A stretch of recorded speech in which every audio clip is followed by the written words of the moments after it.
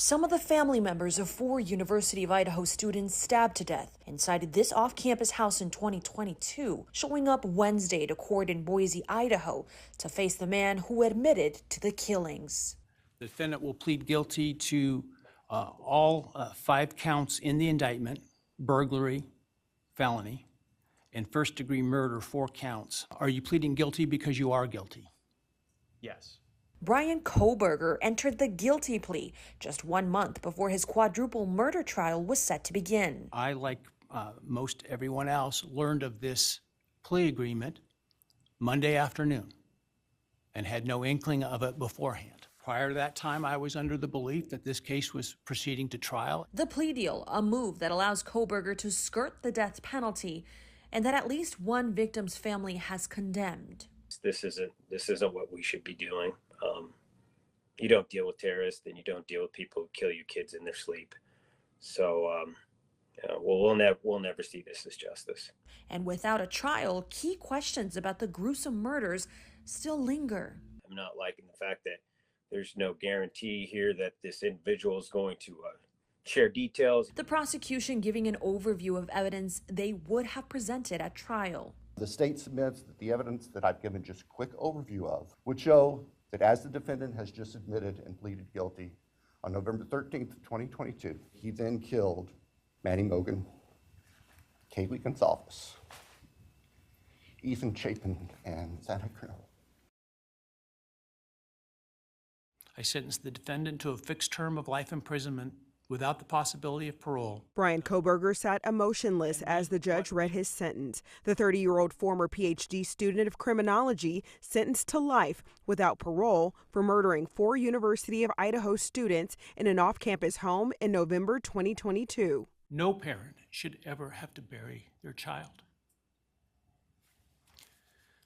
This is the greatest tragedy that can be inflicted upon a person.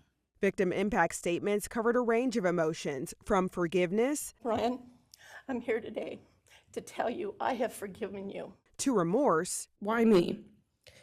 Why did I get to live and not them? To unadulterated anger. The truth is, you're as dumb as they come. Speaking directly to Kohberger, the sister of Kaylee Gonzalez called him stupid, clumsy, and weak. If you hadn't attacked them in their sleep, in the middle of the night, like a pedophile, Kaylee would have kicked your ass. Starting Tuesday night, crowds camped outside Idaho's Ada County Courthouse for the chance to attend Kohberger's sentencing hearing, gathering around a shared grief. I feel like it's important to be here for the families of the victims. Kohberger was given an opportunity to address the court, but only said 3 words. I respectfully decline.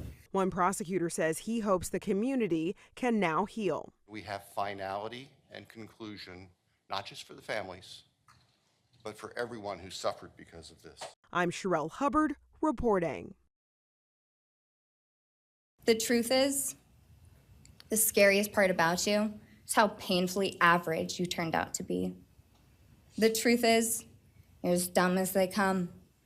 Stupid, clumsy, slow, sloppy, weak, dirty. Let me be very clear. Don't ever try to convince yourself you mattered just because someone finally said your name out loud. The families of the 4 University of Idaho students murdered by Bryan Kohberger gave powerful and emotional statements in Kohberger's sentencing hearing today. Criminal defense attorney Jana Spilborn joining us now to discuss. You just heard those comments there, Jana. Listening to these statements today, it was gut-wrenching. What was going through your mind, seeing and hearing from these families?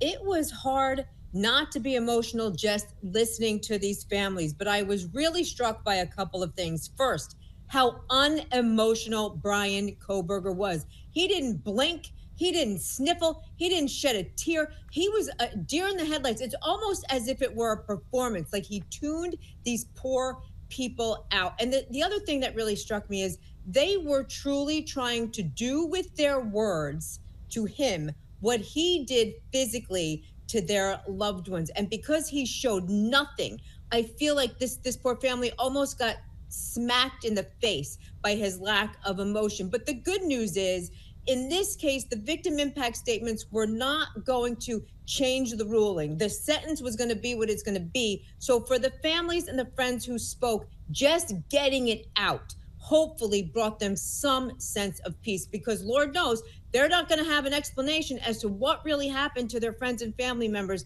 Maybe never, but certainly not for a long time to come. I'm glad you mentioned that. Bryan Kohberger had the chance to explain why he targeted the victims. He declined. Could he ever make a statement?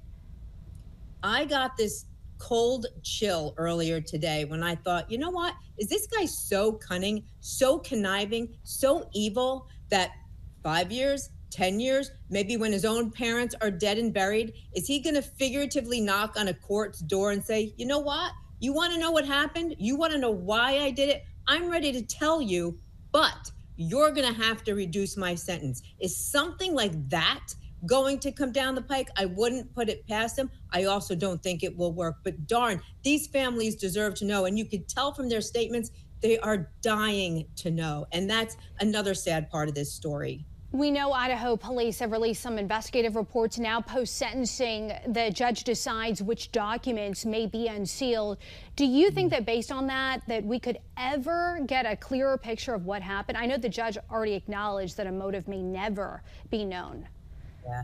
And I would agree with that too, because if we had evidence of motive in any of the sealed documents, I think that would have come out, right? Bryan Kohberger maybe would have made a statement. He is playing that so close to the vest that I got to say, what has been sealed and what may be unsealed will simply be more evidence of his guilt, not motivation of what prompted him to do it. He might take his motive to his grave. In other words, I don't think there's a diary of Bryan Kohberger among the sealed evidence, so I don't believe we're going to see that. And in the meantime, what an enormous loss for these families. Criminal defense attorney Jonna Spilborn, thank you for joining us again tonight on the National News Desk.